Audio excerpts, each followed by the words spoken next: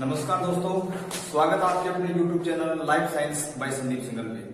देखो दोस्तों, रीट का जो मतलब कह सकते हैं रीट के जो टॉपिक थे उसको हम मतलब एक प्रकार से क्लियर कर रहे थे। सबसे पहले हमने पढ़ा था वायरस आपका, वायरस के बाद में हमने पढ़ा था आपका बैक्टीरिया पार्ट फर्स्ट और फिर उसके बाद पढ़ा था बैक्टीरिया पार्ट सेकेंड। आज हम बात कर रहे हैं बैक्टीरिया पार्ट थर्ड। तो दोस्तों, जिन दोस्तों ने बैक्टीरिया पार्ट में फर्स्ट और सेकंड का अध्ययन नहीं किया है तो वो एक बार उसका अध्ययन कर ले, उसके बाद ही बैक्टीरिया पार्ट थर्ड है उसको देखें, क्योंकि कंटिन्यू स्टेप बाय स्टेप चलेंगे तो अच्छी तरीके से आपको समझ में आ जाएगा। देखो दोस्तों, ये अपना जो चैनल है आपको जो आधार क्लासेज है जो उसके प्लेटफॉर्म पर भी अवेलेबल होगा, तो कोई इश्यू नहीं है, आप वहां से भी देख सकते हैं, एक ही बात है। और आज हम बात कर रहे हैं अपने रीड के next topic bacteria part third की, यानी कि बैक्टीरिया का ये तीसरा पार्ट है। तो देखो यहाँ पे सबसे पहले दोस्तों एक साइंटिस्ट हुआ था जिसका नाम है क्रिश्चियन ग्राम। क्या नाम है? क्रिश्चियन ग्राम। उन्होंने बैक्टीरिया को अभिरंजन के आधार पर दो भागों में बांट दिया। कितने भागों में? दो भागों में। साइंटिस्ट का नाम क्या है? क्रिश्चियन ग्राम। ये साइंटिस्ट क्रिश्चियन ग्राम, इन्होंने मतलब कह सकते हैं अभिरंजन, क्या बोला? अभिरंजन, यानी कह सकते हैं स्टेनिंग के आधार पर जीवाणु कितने भागों में बांट दिया? दो भागों में। एक तो हम कह सकते हैं कि आपके कह सकते हैं ग्राम पॉजिटिव बैक्टीरिया और एक कह सकते हैं आपके ग्राम नेगेटिव बैक्टीरिया। ठीक है, अब देखो यहां पर इन्होंने किस प्रकार से जीवाणु को ग्राम पॉजिटिव और ग्राम नेगेटिव पार्ट्स में डिवाइड किया, इसके लिए हम सबसे पहले इसको समझते हैं स्टेनिंग आखिर है क्या। ठीक है, तो देखो यहां पर सबसे पहले हम बात करते हैं कि जो अपना दही होता है या कह सकते हैं कर्ड होता है, उसको हम एक बीकर के अंदर लेते हैं। जैसे ये एक बीकर है, उसके अंदर दही है या कह सकते हैं कर्ड है। ठीक है, इसकी मतलब कह सकते हैं इसका कुछ थोड़ा सा पार्ट एक स्लाइड पे डालते हैं। ये मतलब कह सकते हैं एक स्लाइड है, उसके ऊपर डालते हैं इस प्रकार से। स्लाइड पर डालने के बाद इसको हम क्रिस्टल वॉयलेट से अभिरंजित करते हैं। किससे अभिरंजित करते हैं? Crystal violet. ये आपका कह सकते हैं क्रिस्टल वॉयलेट। क्रिस्टल वॉयलेट से क्या करते हैं? इसको अभिरंजित करते हैं और इसको 2 मिनट बाद मतलब कह सकते हैं वॉश कर लेते हैं, यानी कह सकते हैं इसको धो लेते हैं 2 मिनट बाद। ठीक है, उसके बाद मतलब कह सकते हैं इसको KI यानी कह सकते हैं पोटेशियम आयोडीन का जो सॉल्यूशन होता है, यानी कह सकते हैं विलीन होता है, उससे मतलब कह सकते हैं मरने रखते हैं और उसको 2 मिनट बाद यानी कह सकते हैं आफ्टर 2 मिनट्स फिर इसको क्या कर लेते हैं? वॉश कर लेते हैं। ओके, थर्ड इसकी जो स्टेप है उसके अंदर हम एक होता है आपका C2H5OH यानी कह सकते हैं एथिल एल्कोहल। एथिल जो एल्कोहल है उसमें उसको कितने मिनट रखते हैं? 2 मिनट। और 2 मिनट रखने के बाद एथिल अल्कोहल से इसको हम कह सकते हैं एक प्रकार से वॉश आउट कर लेते हैं, क्या कह सकते हैं? धो लेते हैं। तो यहाँ पर आप बता सकते हैं कि जो बैक्टीरिया होते हैं वो आपके दो प्रकार की इस प्रकार से बनते हैं। जैसे कुछ जो बैक्टीरिया होते हैं वो तो आपको दिखाई देते हैं पर्पल कलर के, यानी कह सकते हैं पर्पल रंग के दिखाई देते हैं। वो तो होते हैं आपके ग्राम पॉजिटिव। कैसे होंगे? Gram positive bacteria. कुछ बैक्टीरिया ऐसे होते हैं जो पर्पल रंग के दिखाई देते हैं, कलरलेस होते हैं, यानी कह सकते हैं एक प्रकार से रंगहीन होते हैं। कैसे होते हैं? रंगहीन होते हैं। तो वो बैक्टीरिया कैसे आती है? Gram negative bacteria. यहाँ पर ग्राम पॉजिटिव बैक्टीरिया का एग्जांपल हम बता सकते हैं कि दही के अंदर एक बैक्टीरिया पाया जाता है जिसका नाम है लैक्टोबैसिलस। क्या नाम है? लैक्टोबैसिलस। लैक्टोबैसिलस के कारण ही दही क्या होता है? खट्टा होता है। तो ये क्वेश्चन बार बार आता है कि लैक्टोबैसिलस बैक्टीरिया कहां प्रेजेंट होता है, तो कह सकते हैं दही के अंदर। या दही में पाया जाने वाला बैक्टीरिया कौन सा है? लैक्टोबैसिलस। ठीक है, तो देखो क्रिश्चियन ग्राम ने अभिरंजन के आधार पर दो प्रकार के बैक्टीरिया तैयार किए, तो ग्राम पॉजिटिव और एक ग्राम नेगेटिव। अभिरंजन क्या होता है कि कोई भी मतलब कह सकते हैं अभिरंजक पदार्थ होता है पर्टिकुलर, उससे जो भी मतलब कह सकते हैं बैक्टीरिया है या उनकी मतलब कह सकते हैं फंजाई है, कवक है, या आप कह सकते हैं कोई प्लांट सेल है या एनिमल सेल है, वो उससे अभिरंजित होती है तो वो उसका अभिरंजक पदार्थ कहलाता है। ठीक है, तो यहाँ पर बैक्टीरिया वो क्रिस्टल वॉयलेट से अभिरंजित हो रही है, तो कौन से रंग के दिखाई देते हैं? पर्पल कलर के। इसलिए हम बता सकते हैं जो बैक्टीरिया पर्पल रंग के दिखाई देते हैं वो तो कौन से हो गया आपके? Gram positive.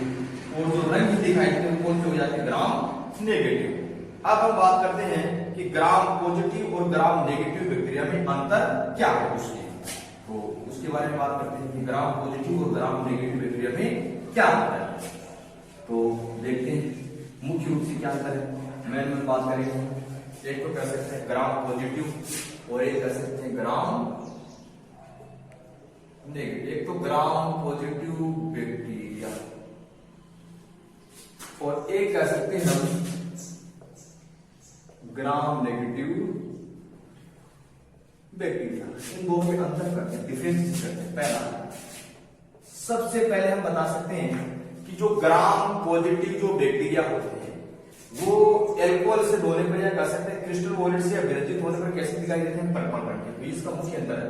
तो कह सकते हैं क्रिस्टल वॉयलेट से अभिरंजित होने पर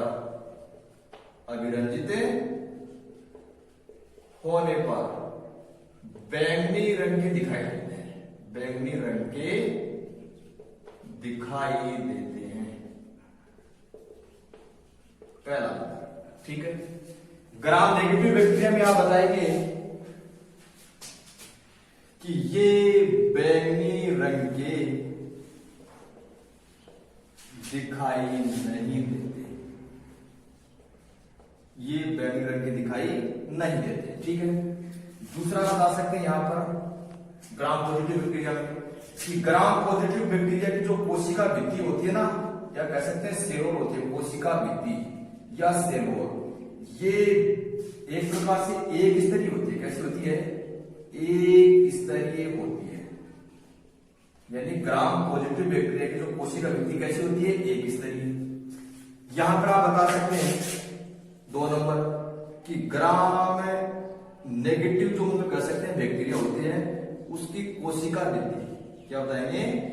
कोशिका भित्ति एक स्तरीय नहीं होती, कैसी होती है? द्विस्तरीय होती है, द्विस्तरीय होती है, याद रखना है, ठीक है।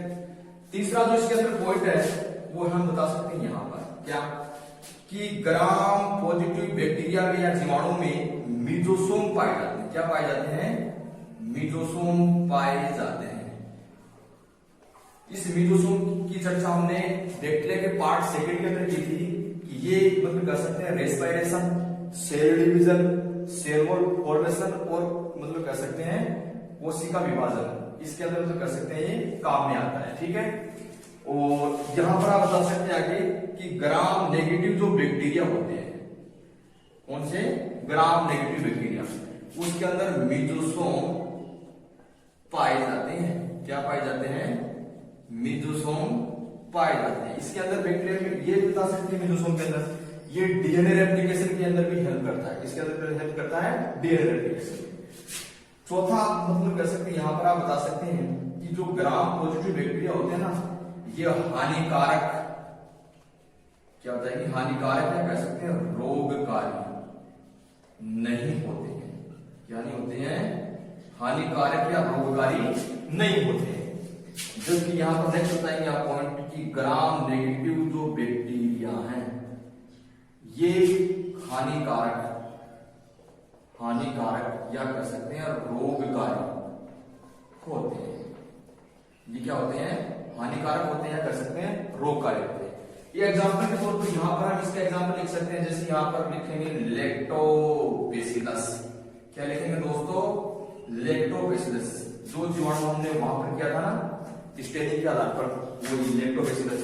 और यहां पर एग्जांपल बता सकते हैं कोई भी हार्मफुल बैक्टीरिया जो रोग उत्पन्न करता है, जैसे मैं यहां पर लिखूं माइक्रोबैक्टीरियम ट्यूबरकुलोसिस जो टीबी रोग उत्पन्न करता है, तो मतलब किस पे आता है? ग्राम नेगेटिव के अंदर। तो लिख सकते हैं यहां पर माइक्रोबैक्टीरियम ट्यूबरकुलोसिस जो कौन सा रोग उत्पन्न करता है? आपका टीबी या कह सकते हैं क्षय रोग उत्पन्न करता है। तो ये आपके ग्राम पॉजिटिव और ग्राम नेगेटिव बैक्टीरिया के जो मुख्य अंतर है उसकी बात हमने की है। अब हम यहाँ पर आप इसका स्क्रीनशॉट ले सकते हैं या साथ साथ लिख भी सकते हैं। अब हम इसके नेक्स्ट टॉपिक की बात करेंगे, यानी कर सकते हैं न्यूट्रिशन इन बैक्टीरिया, यानी जीवाणु में पोषण, उसकी बात करते हैं यहाँ पे। तो देखो दोस्तों, यहाँ पर हम पढ़ेंगे जीवाणु में पोषण, यानी न्यूट्रिशन इन बैक्टीरिया, जीवाणुओं में पोषण। न्यूट्रिशन इन बैक्टीरिया यानी कह सकते हैं जीवाणु में पोषण। अब देखो, पोषण की प्रकृति के आधार पर जीवाणु को मेजर पार्ट के अकॉर्डिंग अगर हम देखें तो उसको दो भागों में डिवाइड किया है। कितने भागों में डिवाइड किया है? दो में। इस टॉपिक को ध्यान से देखना दोस्तों, यहां से प्रश्न आता है काफी बार एग्जाम्पल के तौर पर, तो आपके लिए इंपॉर्टेंट है। एक तो मतलब कह सकते हैं कैटेगरी आप बताएंगे स्वपोषी। स्वपोषी को इंग्लिश में कहते हैं ऑटोट्रोफिक, ठीक है। दूसरा आप बता सकते हैं यहां पर इसकी दूसरी कैटेगरी, उसको बोलेंगे हम विषमपोषी। क्या बोलेंगे? विषमपोषी, यानी कह सकते हैं हेटेरोट्रोफिक। स्वपोषी का मतलब क्या होता है?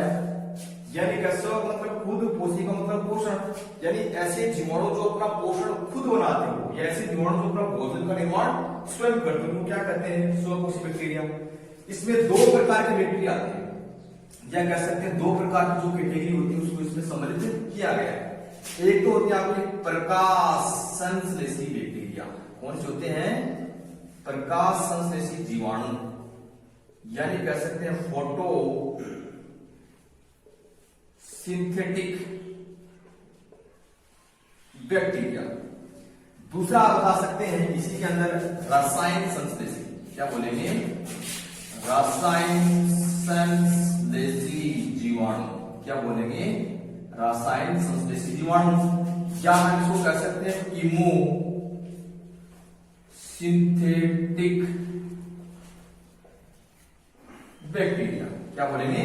Chemosynthetic bacteria. अब देखो दोस्तों, प्रकाश संश्लेषी बैक्टीरिया जो होती है ना, इस जीवाणु में जो आपके उच्च श्रेणी की जो पादप होते हैं, उच्च श्रेणी की पादपों के अंदर क्या पाया जाता है? क्लोरोफिल। वैसे ही प्रकाश संश्लेषी जीवाणु के अंदर क्लोरोफिल के समान ही एक संरचना पाई जाती है जिसको बोलते हैं बैक्टीरियो क्लोरोफिल। क्या बोलते हैं? यानी कह सकते हैं बैक्टीरियो क्लोरोफिल, ठीक है। तो ये मतलब कह सकते हैं क्लोरोफिल के समान ही होती है, जिसको नाम क्या दिया गया है? Bacterio chlorophyll. ये प्रकाश संश्लेषण करने में सक्षम है। यहां पर आप एक बात इंपॉर्टेंट बता सकते हैं कि उच्च श्रेणी के पादप हाइड्रोजन आयन के लिए H2 का उपयोग करते हैं। यहां पर हाइड्रोजन आयन के लिए ये आप बता सकते हैं जो H2S होती है ना, सल्फर डाइऑक्साइड, H2S जो गैस होती है, यहां से मतलब कह सकते हैं H2 या कह सकते हैं हाइड्रोजन आयन का यूज करते हैं। आगे बता सकते हैं कि यहाँ उच्च श्रेणी के पादपों में ऑक्सीजन का निष्कासन होता है, और यहां पर आप बता सकते हैं सल्फर जो होती है, यानी कह सकते हैं गंधक जो होती है, उसका निष्कासन होता है प्रोडक्ट के रूप में, कह सकते हैं उत्पाद के रूप में। तो इस प्रकार की बैक्टीरिया जो होती है आपकी प्रकाश संश्लेषी। इसकी एग्जाम्पल की अगर हम बात करें तो कह सकते हैं क्लोरोबियम। कौन सा एग्जाम्पल बताएंगे? क्लोरोबियम। तो ये तो आपके प्रकाश संश्लेषी बैक्टीरिया। आगे हम बात करते हैं रसायन संश्लेषी बैक्टीरिया, या कर सकते हैं रसायन संश्लेषी जीवाणु। इसके कुछ पार्ट्स हैं, जैसे आप बता सकते हैं सबसे पहले सल्फर जीवाणु। कौन सा जीवाणु? सल्फर जीवाणु। उसके बाद आप बता सकते हैं लोह जीवाणु। आगे आप बता सकते हैं इसके अंदर कार्बन जीवाणु। आगे बता सकते हैं हाइड्रोजन जीवाणु। नेक्स्ट आप बता सकते हैं नाइट्रीकरण या नाइट्रीकारी जीवाणु। और लास्ट आप बता सकते हैं मीथेन जीवाणु। मीथेन जीवाणु। दोस्तों 5 मिनट का ही गेम है, ज्यादा बड़ा नहीं है। इसके अंदर देखो क्या है, इसके अंदर क्या करते हैं? एग्जाम्पल पूछते हैं। क्या पूछते हैं? एग्जाम्पल। कैसे? कीमोसिंथेटिक बैक्टीरिया जो होते हैं वो एक विशेष प्रकार की, जो जैसे सल्फर है, लोहा है, जैसे कार्बन है, इसका ऑक्सीकरण के थ्रू जो एनर्जी प्राप्त होती है उससे अपना पोषण करते हैं, ठीक है। तो सल्फर जीवाणु को तो किसका उपयोग करेंगे? सल्फर का। लोहा जीवाणु को किसका उपयोग करेंगे? लोहे का। कार्बन जीवाणु को किसका करेंगे? कार्बन का। इसी प्रकार हाइड्रोजन जीवाणु हाइड्रोजन का। नाइट्रिकारी जीवाणु होते हैं वो नाइट्रोजन का, और मीथेन जीवाणु होते हैं वो मीथेन का। तो देखो यहाँ पर इसकी एग्जाम्पल वो इंपॉर्टेंट है, जैसे सल्फर जीवाणु होता है, इसका एग्जाम्पल आपका थायोथ्रिक्स। क्या एग्जाम्पल है? थायोथ्रिक्स। लोहा जीवाणु इसका एग्जाम्पल आपका आप कह सकते हैं लेप्टोथ्रिक्स। कौन सा एग्जाम्पल है? लेप्टोथ्रिक्स। इसी प्रकार से कार्बन जो जीवाणु होता है इसका एग्जाम्पल है बेसिलस ओलिगो कार्बोफिलस। बेसिलस ओलिगो कार्बोफिलिस, ठीक है। हाइड्रोजन जीवाणु होता है, इसका है बेसिलस पेंटाट्रोफस। क्या होता है ये? बेसिलस पेंटाट्रोफस। इसी प्रकार से जो नाइट्रिकारी जीवाणु होते हैं वो दो प्रकार के होते हैं। एक होते हैं नाइट्रो, मतलब कह सकते हैं नाइट्रोसोमोनास, और एक होता है नाइट्रोबैक्टर। देखो इसके अंदर क्या है, जैसे मतलब कह सकते हैं ये अमोनिया है। क्या है? अमोनिया। इस अमोनिया को मतलब कह सकते हैं नाइट्राइट। इसमें नाइट्राइट में बदलने वाले जो जीवाणु होंगे वो कौन से होंगे? नाइट्रोसोमोनास। कौन से होंगे? नाइट्रोसोमोनास, या कह सकते हैं नाइट्रोकोकस। इसी प्रकार से मतलब कह सकते हैं कि जो नाइट्राइट है उसको नाइट्रेट, यानी नाइट्राइट को नाइट्रेट में बदलने वाले जीवाणु कौन से होते हैं? नाइट्रोबैक्टर। कौन से होंगे आपके? नाइट्रोबैक्टर, ठीक है। और लास्ट इसका जो मीथेन जीवाणु होते हैं उसका एग्जांपल है मिथेनोमोनास। क्या नाम है? मिथेनोमोनास। यानी कह सकते हैं ये जीवाणु एनर्जी के लिए या कह सकते हैं पोषण के लिए मीथेन का उपयोग करते हैं, और इसका क्या नाम है? मिथेनोमोनास।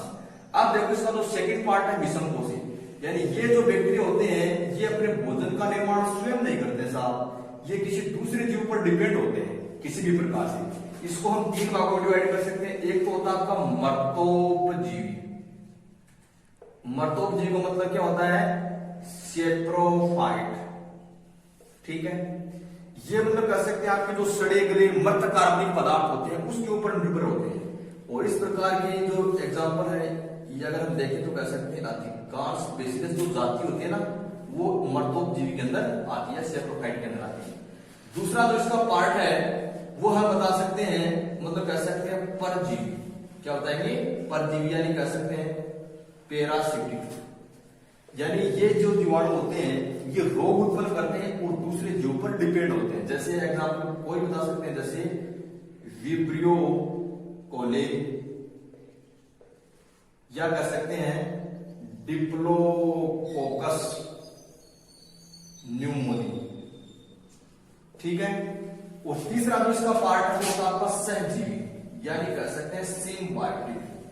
सिम्बायोटिक ये जो बैक्टीरिया होते हैं सिम्बायोटिक, क्या कह सकते हैं सजीवी। इसका एग्जांपल है एक आपका क्या? राइजोबियम। ये जो जीवाणु होते हैं किसी दूसरी प्लांट स्पीशीज के साथ या कह सकते हैं एनिमल स्पीशीज के साथ सहजीवन यापन करते हैं। तो इसका एग्जांपल बता सकते हैं आप राइजोबियम, या कह सकते हैं इचरचिया कोलाई, ई कोलाई। तो ये आपका दोस्तों है आपका जीवाणु में पोषण, ठीक है। इसके एग्जांपल उसके ऊपर मोस्टली आप ध्यान देना। अब हम अपना नेक्स्ट टॉपिक करते हैं और वो आपका जीवाणु में जनन। तो आज अब हम बात करते हैं उसकी। देखो दोस्तों यहां पर अब नेक्स्ट टॉपिक पढ़ेंगे वो है जीवाणु में जनन, यानी कह सकते हैं रिप्रोडक्शन इन बैक्टीरिया। जीवाणुओं में जनन क्या पढ़ेंगे? जीवाणु में जनन, यानी कह सकते हैं रिप्रोडक्शन इन बैक्टीरिया, ठीक है। अब देखो रिप्रोडक्शन इन बैक्टीरिया की जहां तक हम बात करें तो जीवाणु में जन्म जो होता है वो मुख्य रूप से तीन प्रकार से होता है। कितने प्रकार से होता है? तीन। ये तीन प्रकार कौन कौन से हैं? एक तो कह सकते हैं कायिक जनन। कौन सा जनन है? कायिक जनन। या हम कह सकते हैं वेजिटेटिव रिप्रोडक्शन। कौन सा है? Vegetative reproduction. दूसरा है आपका अलैंगिक जनन। कौन सा जनन है? अलैंगिक जनन, या हम कह सकते हैं एसेक्सुअल रिप्रोडक्शन। कौन सा है? Asexual reproduction. और तीसरा जो इसका टाइप है वो है लैंगिक जन्म। कौन सा जन्म है? लैंगिक जन्म। यह कह सकते हैं सेक्सुअल रिप्रोडक्शन। ओके, अब देखो सबसे पहले हम बात करते हैं कायिक जन्म की। कायिक जन्म की जहां तक हम बात करें इसको हम दो भागों में बांट सकते हैं। कितने भागों के अंदर? दो में। एक तो कह सकते हैं ये होता आपका द्विविखंडन। क्या होता है? द्विविखंडन। या कह सकते हैं बाइनरी फिजन। ठीक है। और दूसरा आप बता सकते हैं इसके अंदर मुकुलन।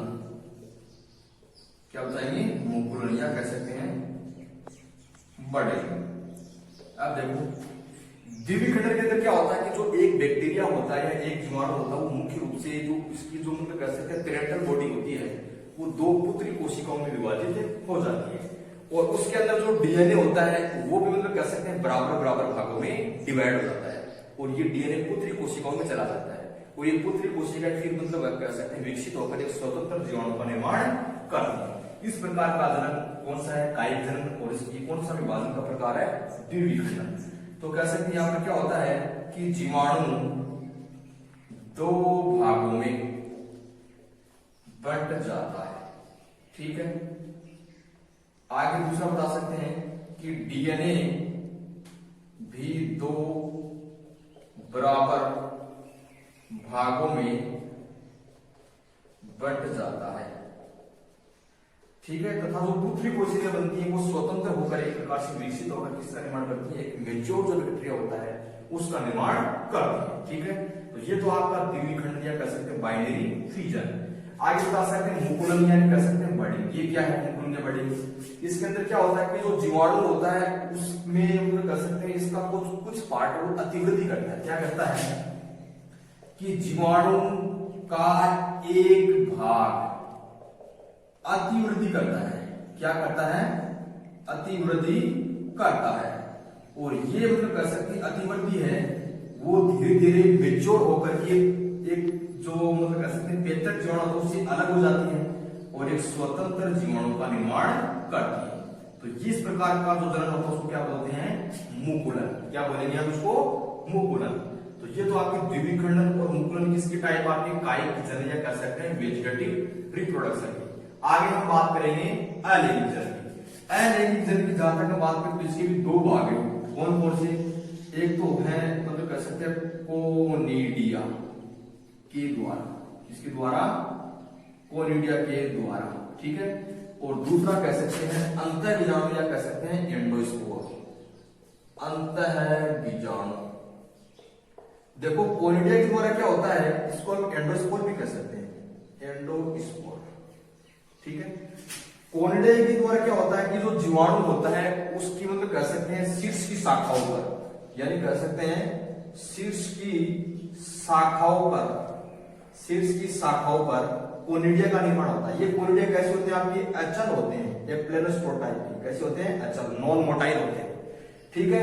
और ये यहां से मतलब कह सकते हैं स्वतंत्र होकर के नए जीवाणु का निर्माण करते हैं। तो ये किसके द्वारा माना गया है? कोनिडिया के द्वारा। और ये किस प्रकार का जन्म है? अलैंगिक जन्म। अंतःबीजाणु की जहां तक हम बात करें तो आप बता सकते हैं कि अंतःबीजाणु एंडोस्पोर जीवाणु की प्रतिकूल परिस्थितियों में, कौन सी परिस्थितियों में? प्रतिकूल परिस्थितियों में बनने वाली संरचना है। कौन सी है ये? प्रतिकूल परिस्थितियों में बनने वाली संरचना है। इसमें क्या होता है कि प्रतिकूल परिस्थितियों में जीवाणु के अंदर जो जीवद्रव्य होता है, जीवद्रव्य होता है वो मतलब कह सकते हैं सूख जाता है या मतलब कह सकते हैं सिकुड़ जाता है। जीवद्रव्य क्या हो जाता है? सिकुड़ जाता है। ठीक है। और मतलब कह सकते हैं कि जो एक प्रकार की हार्ड या थिक स्ट्रक्चर बनती है उसको बोलते हैं एंडोस्पोर। और ये इसके चारों कैल्शियम डाइपिकोलिनेट का आवरण पाया जाता है। किसका आवरण पाया जाता है? कैल्शियम डाइपिकोलिनेट का आवरण पाया जाता है। दोस्तों याद रखना जो एंडोस्पोर या कह सकते हैं अंतःबीजाणु होते हैं ना उसको निग्रोसिन से अभिनंदित करते हैं। किससे अभिनंदित करते हैं? निग्रोसिन से। जैसे हमने जीवाणु को अभिनंदन किससे किया था? क्रिस्टल वॉयलेट से। वैसे ही एंडोस्पोर को किससे प्रदूषित करते हैं? निक्रोसिन से। याद रखें, इसके ऊपर क्वेश्चन आता है कि जीवाणु की प्रतिकूल परिस्थितियों में बनने वाली संरचना कौन सी है? तो कह सकते हैं अंतःबीजाणु या एंडोस्पोर। ठीक है, एडवर्स कंडीशन के अंदर बनने वाली संरचना जो जीवाणु को सर्वाइव करने के लिए मतलब कह सकते हैं उत्तरदायी है। और तीसरा इसका जो टाइप है वो आप बता सकते हैं कौन सा है? लैंगिक जनन। लैंगिक जनन जो होता है उसको हम मुख्य रूप से कितने भागों में बांट सकते हैं? 3 भागों में। कितने भागों में? 3। कौन कौन से? देखो यहां पर सबसे पहले एक होता है जी संयुग्मन। क्या होता है? संयुग्मन, या कह सकते हैं कॉन्जुगेशन। दूसरा आप बता सकते हैं यहां पर होता है स्थानांतरण, या कह सकते हैं स्थानांतरण, या कह सकते हैं ट्रांसफॉर्मेशन। और तीसरा जो इसका टाइप है उसको बोलते हैं पारकर्मण, या कह सकते हैं ट्रांसडक्शन। देखो प्रश्न ये आता है कि संयुग्मन की खोज किसने की थी? तो आप बता सकते हैं लेडरबर्ग, वेक्टेटम। ठीक है, प्रश्न ये आता है कि स्थानांतरण के बारे में किसने बताया था? ट्रांसफॉर्मेशन के बारे में। तो आप बता सकते हैं फ्रेडरिक ग्रिफिथ। और बताएंगे फ्रेडरिक ग्रिफिथ। याद रखना दोस्तों, यहां से प्रश्न आता है संयुग्मन की खोज किसने की थी? लेडरबर्ग और टेटम ने। स्थानांतरण की खोज किसने की थी? फ्रेडरिक ग्रिफिथ ने। और पारकर्मण की खोज किसने की थी? आप बताएंगे लेडरबर्ग एवं जिंडर। ठीक है, तो ये तो इसके खोजकर्ता। अब देखो संयुग्मन क्या होता है कि संयुग्मन में 2 बैक्टीरिया आपस में एक दूसरे के पास पास आते हैं और एक प्रकार से मतलब कह सकते हैं कि कॉन्जुगेशन ट्यूब, या कह सकते हैं संयुग्मन नलिका का निर्माण करते हैं। जैसे एक बैक्टीरिया ये, ठीक है, अब इस प्रकार से एक मतलब कह सकते हैं कॉन्जुगेशन ट्यूब बनती है और इस कॉन्जुगेशन ट्यूब की सहायता से 2 बैक्टीरिया आपस में जुड़ जाते हैं। ये आपकी कॉन्जुगेशन ट्यूब, ठीक है, और अपने डीएनए पार्ट का आदान प्रदान कर लेते हैं। तो इस प्रोसेस को बोलते हैं संयुग्मन। ठीक है, उसके बाद आप बता सकते हैं दूसरी कौन सी आपकी? फ्रेडरिक ग्रिफिथ के द्वारा खोजी गई स्थानांतरण, या कह सकते हैं ट्रांसफॉर्मेशन। इसके अंदर क्या होता है कि मतलब कह सकते हैं 2 प्रकार के बैक्टीरिया होते हैं, या मतलब कह सकते हैं बैक्टीरिया में 2 प्रकार के स्ट्रेन होते हैं। एक तो होता है विरुलेंट। विरुलेंट का मतलब क्या होता है? उग्र। ठीक है, और दूसरा होता है नॉन विरुलेंट, वो होता है अनुग्र। ठीक है, तो इसके अंदर फ्रेडरिक ग्रिफिथ ने मतलब कह सकते हैं कि उग्र जो बैक्टीरिया होते हैं वो किस प्रकार से अपने डीएनए का स्थानांतरण अनुग्र के अंदर, या कह सकते हैं अनुग्र को किस प्रकार से उग्र के अंदर कर लेते हैं, इसके बारे में बताया था। तो मतलब कह सकते हैं जेनेटिक जो मटेरियल होता है वो डीएनए होता है, इसके बारे में बताने वाला सबसे पहले वाला साइंटिस्ट कौन सा था? Frederick Griffith. और मेकार्टी जो साइंटिस्ट है उन्होंने सबसे पहले इसको क्या किया था? एक प्रकार से मतलब एक प्रकार से इसको एनालिसिस किया था, देखा था, और वैज्ञानिकों को या कह सकते हैं दूसरे जो मतलब लोगों को बताया था। तो ये आपका फ्रेडरिक ग्रिफिथ जो उग्र और अनुग्र जो उनमें कह सकते हैं जो प्रभेद होते हैं उसको किस प्रकार से एक दूसरे में चेंजमेंट होते हैं उसके बारे में बताया। आर सेकंड एस थर्ड इसके अंदर वो होते हैं। अब देखो यहाँ पर तीसरा जो इसका टाइप है पारकर्मण, इसकी खोज किसने की थी? लेडरबर्ग और जिंडर ने। तो लेडरबर्ग और जिंडर ने बताया था कि मतलब कह सकते हैं कि जो बैक्टीरिया वो किस प्रकार से अपने जेनेटिक इंफॉर्मेशन का आदान प्रदान करता है। जैसे यहाँ पर ये एक वायरस आता है जिसका नाम है बैक्टीरियोफेज। क्या नाम है? बैक्टीरियोफेज। ये हमने पढ़ लिया पहले वायरस के अंदर, बैक्टीरियोफेज यानी जीवाणु भोजी। ये जीवाणु भोजी होता है, ये क्या करता है? जीवाणु को संक्रमित करता है, और जब ये जीवाणु को संक्रमित करता है तो उसका एक डीएनए को हम कह सकते हैं पार्ट होता है, वो भी इसके अंदर आ जाता है रेप्लिकेशन के द्वारा। ये जीवाणु जो जब किसी दूसरे डीएनए को या दूसरे मतलब कह सकते हैं बैक्टीरिया को संक्रमित करता है तो ये उसके साथ ऐड हो जाता है और ये म्यूटेट हो जाता है। क्या हो जाता है? उसका म्यूटेशन बन जाता है। म्यूटेशन यानी उत्परिवर्तन होता है।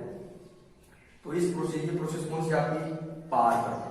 ठीक है, तो ये आप मतलब कह सकते हैं कि सेक्सुअल, एसेक्सुअल और वेजिटेटिव जो रिप्रोडक्शन है जीवाणु में उसके बारे में है।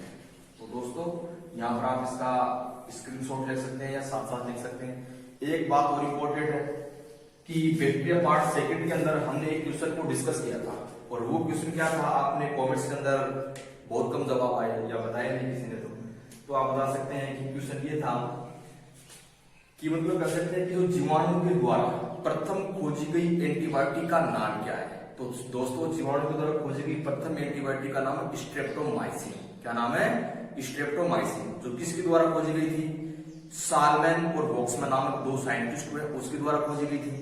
और आगे आप बता सकते हैं कि स्ट्रेप्टोमाइसिस ग्रीसियस इसका सोर्स था, उसका स्रोत था। ठीक है, इसके बाद हम करेंगे बैक्टीरिया पार्ट और उसके अंदर हम जीवाणु की एक तो आपके हार्मफुल और एक बेनिफिशियल यानी कह सकते हैं हानिकारक और लाभदायक जो महत्व होते हैं उसके बारे में चर्चा करेंगे। तो दोस्तों ये आपका बैक्टीरिया पार्ट थर्ड है, इसको अच्छी तरीके से स्टडी करना। और मेरे जो चैनल है अगर आपको अच्छा लगे, इसके अंदर जो कंटेंट है वो आपको शानदार लगे तो आप इसको सब्सक्राइब करें, कमेंट्स करें, लाइक करें और शेयर करें। थैंक यू दोस्तों।